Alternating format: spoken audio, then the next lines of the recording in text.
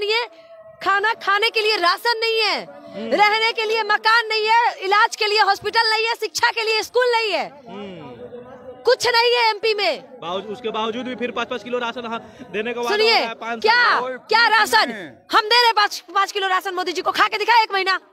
कौन 5 kilo ration में 1 महीना खा सकता है जी? आप राशन से लोगों का भविष्य खरीद लीजिएगा।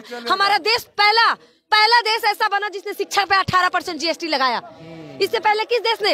इंग्लैंड जैसा देश, वो भी शिक्षा एजुकेशन फ्री देता है, लेकिन हमारे देश में एजुकेशन पे टैक्स लिया जाता है 18%। वही बीजेपी सरकार गंगा के जल पे भी 18% जीएसटी लगाई थी, जिसपे कांग्रेस के विरोध के बाद उनको जल पे से 18% जीएसटी हटाना पड़ा। अब गंगा जल पे भी हम टैक्स देंगे जी। कौन दिखाएगा? हम दिखाएंगे कि मेरे अंदर क्या कमी है, तो बीजेपी सरकार क्यों दिखाएगी कि मेरे अंदर क्या कमी है? क्यों दिखाएगी? बीजेपी सरकार क्यों बताएगी कि मेरे राज्य में किसी को पानी नहीं मिला? बीजेपी सरकार ये क्यों बताएगी कि मेरे राज्य में किसी को घर नहीं मिला? बीजेपी सरकार ये क्यों बताएगी कि मेरे शासन में किसी को हॉस्पिटल, आईआईटी, एम्स नहीं मिला? वो तो कहेगी ना कि मैंने दिए, लेकिन यहाँ पे जनता है ना, उनसे जानिए ना कितने एम्स मिले, कितनी आईआईटी मिले, कितने लोगों को पक्के घर मिले, पूछिए जनता से। ज्यादा अच्छा रहेगा ना कि अब जनता से राय ले। बिहार से भी कई जगह तो सुनने में आता है कि एम्स बन गया है, कहीं एयरपोर्ट बनने जा रहा है। पूर्णिया में एयरपोर्ट बना ना, सब कोई अब उसमें उड़ेगा भी, शायद अमित शाह भी उड़ेंगे, उनके बच्चे भी उड़ेंगे। और दरभंगा के एम्स में तो मोदी जी स्वयं इलाज कराने आएंगे अपना। मोदी जी कर रहा है ना। कौन सा मोदी जी? लोग विरोध कर रहे थोड़ी ना। अब 10 लोग तो करेगा ना जी। 10 लोग थोड़ी बिल्कुल कर रहे हैं। सुनिए, कुछ लोगों के माइंड में मोदी जी जो भर दिए है ना कचरा, हिंदुत्व, हम हिंदू हैं, लेकिन हम जानना चाहते कि आखिर हिंदुत्व क्या है। राम मंदिर से देश को क्या फायदा हुआ? राम मंदिर की जगह वैज्ञानिक लोग के पढ़ने के लिए आईआईटी या बड़े बड़े इंस्टीट्यूट होता जहाँ से वैज्ञानिक निकलते, हमारे बच्चे शिक्षित होते। यहाँ तो हमारे घर के बच्चे जो हैं या जो अभी यंग युवा है, वो हिंदुत्व में फंस गया है। वो जाके लड़ाई कर रहे हैं, अपनी जान दे रहे हैं, अपनी जान ले रहे हैं किसी की, सिर्फ राम के नाम पे। क्या राम जी बोलते थे कि मेरे नाम पे कोई किसी को मार दो? राम जी ने तो कभी नहीं कहा कि मेरे नाम पे वोट मांगो, लेकिन बीजेपी सरकार कर रही है, धर्म की राजनीति कर रही है। कौन झुटला देगा इसमें? बाबा है क्या? बाबा झूठ बोल रहे हैं हम।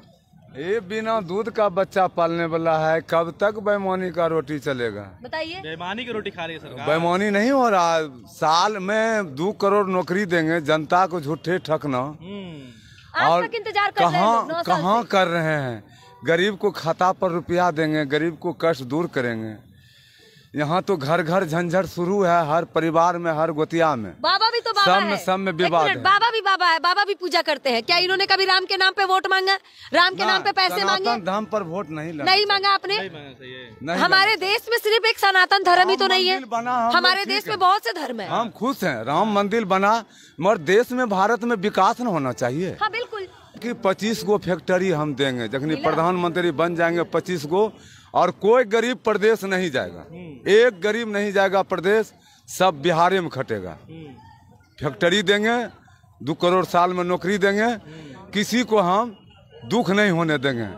हर चीज है, गरीबी दूर करेंगे, किसान दूर करेंगे। गलत है बाबा, वो गरीबी दूर नहीं करना चाहते थे, वो इस देश से गरीबों को ही मिटाना चाहते थे। सप्ताह में है, सुनिए, सप्ताह में है, गरीबी दूर नहीं हो रही है, गरीबी मिट रहे हैं इस दुनिया बेटा। इस सप्ताह में है, बेईमानी का रोटी खा रहा है, बेईमानी से जीत रहा है। इनको जनता नहीं चाहता है। 2024 में जनता चाहा कि दिल से वोट इसको दिया, ईमानदारी से जीता। 2014 में, हाँ 2014 में ईमानदारी से मोदी जी जीता। मोदी जी से हमको एलर्जी नहीं है, मगर देश के विकास की एलर्जी है। देश के विकास नहीं हो रहा। हाँ, देश के विकास से सटपट नहीं हो रहा। भारत में कितना पार्किंग है, पार्किंग के अंदर में जाते हैं तो आंख से आंसू गिरता है। हर पार्किंग में घर किसी लिए बनाया है?